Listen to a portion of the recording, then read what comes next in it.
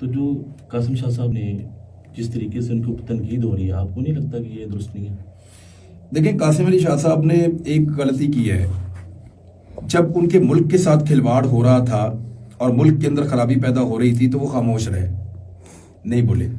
और एक political party के अंदर की खराबियां उनको नजर आ रही हैं। लोग बेवकूफ नहीं हैं। यानी आपको मुल्क के अंदर पैदा होने वाली खराबी नजर नहीं आ रही, जिस पे बोलना सबके लिए फर्ज था, सब बात करते हैं उसके ऊपर। और एक पॉलिटिकल पार्टी की इंटरनल खराबियां आपको नजर आ रही हैं, उसके ऊपर आप बात करना चाहते हैं। आप पिक एंड चूज नहीं करेंगे साहब। अगर आप ये कहते हैं कि मेरी आज़ादी इज़हार राय है, और अगर आप ये कहते हैं कि मैं हक और सच की बात करना चाहता हूं, तो फिर आपको पूरा सच बोलना पड़ेगा। और वो वाला सच भी बोलना पड़ेगा जिसको बोलते हुए लोगों का गला खुश्क हो जाता है, ठीक है, लोगों को खौफ आता है। देखिए, हमारी कोई लड़ाई नहीं है किसी से, हमारा झगड़ा नहीं है कोई किसी से। वो लोग जो है कि उनका ये मुल्क नहीं है जिनसे हमारा इख्तलाफ राय है। ये मुल्क उनका भी है, हमारा भी है। इख्तलाफ राय इस बात का है कि हम उन्हें कहते हैं एनफ इज एनफ, अब चलने दें यार, मुल्क को बस कर दें, अब बहुत खेल लिया इसके साथ आपने। थोड़ा सा चेक कर दें, हो सकता है कि इनका दिमाग भी काम करता हो, सिविलियंस का।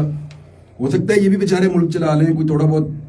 इतना आपने 70 साल तजुर्बे कर लिए मुल्क को, अब जान छोड़े, अब आप इनको करने दें, देखें शायद ये आपसे बेहतर कर लें। ठीक है। आपके मुखालफिन तनकीद करते हैं कि आप सहाफत नहीं बल्कि पसंद तहरीक इंसाफ की तर्जुमानी करते हैं। हाँ, वो मुझे इस तरह की बातें लोग करते हैं। जो बात मुझे ठीक लगती है वो मैं करता हूँ। देखिए, मैंने ये देखा कि 95% मीडिया जो है वो इमरान खान को टारगेट कर रहा है। तो जब मैंने ये देखा कि यार ये सारे रल के एक तरफ खड़े हो गए, तो दूसरी तरफ भी कोई होना चाहिए, तो मैं आके यहाँ खड़ा हो गया। पाकिस्तान में ऐसा लगता रहेगी, और उन्होंने इस पाकिस्तान को एक तजुर्बागाह बना दिया।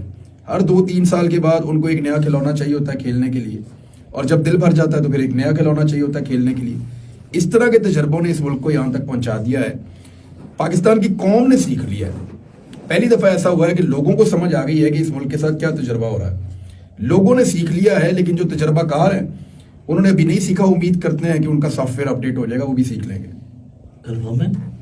हो जाएगा, इससे क्या फर्क पड़ता है? ये आसमान से थोड़ी उतरा हुआ है। अल्लाह रब्बुल इज्जत की जात सबसे बड़ी है, बाकी सब एक जैसे ही है। ठीक है। अरे सर, ये बताएं कि IMF हमारी बात सुनने के लिए तैयार नहीं है, और वर्ल्ड बैंक जो हमें कर्ज देने के लिए तैयार नहीं है, और हालात बदतर से बदतर होते जा रहे हैं, तो किस तरफ जाएंगे हम? देखें, हम लोग IMF को ऐसे बोलते हैं, वर्ल्ड बैंक को ऐसे बोलते हैं कि जैसे वो बड़े बुरे लोग हैं, हमारे ऊपर उनका एहसान है। हमारे यहाँ पे पाकिस्तान में कहते हैं IMF से जान छुड़वा ली, IMF ये है वो है। वो बुरे वक्त के साथी हैं। उन्होंने आपको तब पैसा दिया जब आपके पास नहीं था। उन्होंने आपको कर्जे दिए, उन्होंने आपका मुल्क चलाने के लिए आपकी मदद की है।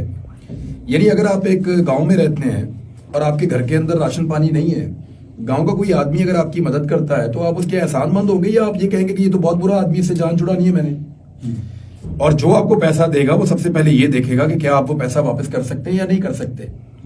हमने इन इदारों को बहुत धोखे दिए हैं माजी में, और देते चले आए कई दहाइयों से। और अब वो उनको आइडिया हो गया है कि हमारे पास अब देने के लिए धोखा भी नहीं है, अब हम ये पैसा कैसे वापस करेंगे। तो वो पॉलिसीज अपनी मर्जी की चाहते हैं, वो पॉलिसीज आपको बनानी पड़ेंगी। और वो जो चीज कह रहे हैं, इसके लिए तो नहीं कह रहे कि उन्होंने आपके मुल्क को ले जाना यहाँ से उठा के, या आपकी जमीन को बांध के ले जाएंगे, या चीजें उठा के यहाँ से पाकिस्तान से ले जाएंगे। ऐसे तो वो नहीं करेंगे। वो इस बात की यकीन दहानी चाहते हैं कि पाकिस्तान अपने अंदर रिफॉर्म्स लेकर आए, पाकिस्तान टैक्स कलेक्शन को इंप्रूव करे, पाकिस्तान के अंदर कारोबार बढ़े, पाकिस्तान तरक्की करे, ताकि पाकिस्तान को जो पैसा वो इदारे दे रहे हैं वो पैसा पाकिस्तान वापस कर सके। पाकिस्तान ये कर सकता है, लेकिन उसके लिए जो पहली चीज है वो है सियासी इस्तेहकाम मुल्क में होना चाहिए। सियासी इस्तेहकाम से लोगों के कॉन्फिडेंस में इजाफा होता है। जब लोगों के कॉन्फिडेंस में इजाफा होता है तो लोग पैसा खर्च करते हैं। फर्ज कीजिए आपके पास 10 अरब रुपए हैं और आप कोई कारोबार करना चाहते हैं, तो आप क्या इस वक्त पाकिस्तान में कारोबार करेंगे या पाकिस्तान से बाहर जाकर करेंगे? आपके दिमाग में ये आएगा कि पाकिस्तान में अगर मैं कारोबार करूंगा, यहाँ तो बिजली नहीं आ रही। दूसरी बात आपके ज़हन में ये आएगी कि यहाँ पे तो अगर मैं पैसा लगाऊंगा, कल पॉलिसी बदल जाए, हुकूमत बदल जाए, ये टैक्स बढ़ा दें, ये कर दें, एक तसलसल नहीं होगा। और फिर पॉलिटिकली जिस तरह का एक एनवायरनमेंट पाकिस्तान में बना हुआ है, लोग फिर उससे खाइफ भी हैं। बहुत सारे लोग नाराज हैं। लोगों को ये लगता है कि लोगों के फैसले के ऊपर लात मार के अपना फैसला मुसल्लत किया गया है। इसकी वजह से लोग गुस्से में भी हैं। तो ऐसी सूरत हाल में लोग पैसा नहीं लगाते। जो बाहर से सरमायाकारी आती थी, ये जो अभी 6 माह है, इसमें 60% उसमें कमी आई है। जी तो सर, ये बताएं कि पंजाब असम्बली तलील होगी, KPK भी तलील होगी, तो आपको लगता है कि अगले 3 माह में इलेक्शन हो जाएगा? होना चाहिए जी। इन दोनों असेंबलियों के अंदर आईने पाकिस्तान के मुताबिक तो इलेक्शन होना चाहिए। ये मुल्क आइन के साथ चलेगा। ये ऐसा नहीं हो सकता कि किसी की ख्वाहिशात के ऊपर ये मुल्क चले। ख्वाहिशात पे ये मुल्क बहुत चल गया। मेरे पास जो इन्फॉर्मेशन है उसके मुताबिक इलेक्शन फ्री एंड फेयर तो नहीं होगा, लेकिन होगा अपने टाइम पे ही। आपको लगता है कि इमरान खान साहब की वापसी मुमकिन है? जो कुछ लोग भी हो बात सकता है। कर देखें, मुझे सबसे बड़ा जो क्रॉस लगाया गया था वो शरीफ खानदान पे लगाया गया था। आज तक की तारीख में हमने एस्टेब्लिशमेंट को, यानी एस्टेब्लिशमेंट के पास इमरान खान के खिलाफ कोई ऐसी चीज तो नहीं है कि वो हमें खुलकर ये कह पाए या कायल कर पाए कि ये आदमी गलत है। ठीक है सर, यहाँ भी ये सवाल यानी ये सवाल हमने पूछा ना, हमने कहा बताया जी करप्ट है, हमने नहीं है। मनी लॉन्ड्रिंग की है जी, नहीं की। मुल्क के राज बेचे है जी, नहीं बेचे। मुल्क का दुश्मन है जी, नहीं है। मसला क्या है जी, बात नहीं सुनता, यही मसला है ना। तो मामला ये है कि अगर नवाज शरीफ और उनकी फैमिली के लिए रास्ता बन सकता है तो ये तो बहुत बेहतर आदमी है इसके लिए भी, और ये रास्ता पब्लिक बनाएगी। वो जो रास्ता बनाकर देने वाले थे या रास्ता रोकने वाले थे वो खुद रास्ते पे आए हुए हैं अभी। तो सर ये बताएं कि इस्लामाबाद के बल्दियात के इंतखाबात किसने रुकवाए? आपके सामने ही है। एक इंटेलिजेंस की रिपोर्ट आती है और वो बताती है कि इलेक्शन तो आप जीत ही नहीं रहे, कोई भी नहीं जीत रहा। इनके पास तो उम्मीदवार ही पूरे नहीं थे। तो पाकिस्तान तहरीक इंसाफ जीत रही थी यहाँ से इंतखाबात। और इस्लामाबाद में जुड़लू फेरना आसान नहीं है। ये कराची या सिंध नहीं है जहाँ पे जरदारी साहब जुड़लू फेर देंगे। ये इस्लामाबाद है। यहाँ पे सारा मीडिया है, सोशल मीडिया है। यहाँ पे फौरी तौर पे रुला बन जाएगा और पूरे मुल्क के अंदर खबर जाएगी। तो इस्लामाबाद में जहाँ पे उनके पास 22-26 किलोमीटर की हुकूमत है, वो चाहेंगे कि वो भी उनसे छिन जाए, यानी उसी जगह पे वो हार जाए जहाँ पे उनकी हुकूमत है सिर्फ पूरे पाकिस्तान के अंदर। नहीं चाहेंगे, कोई भी नहीं चाहेगा।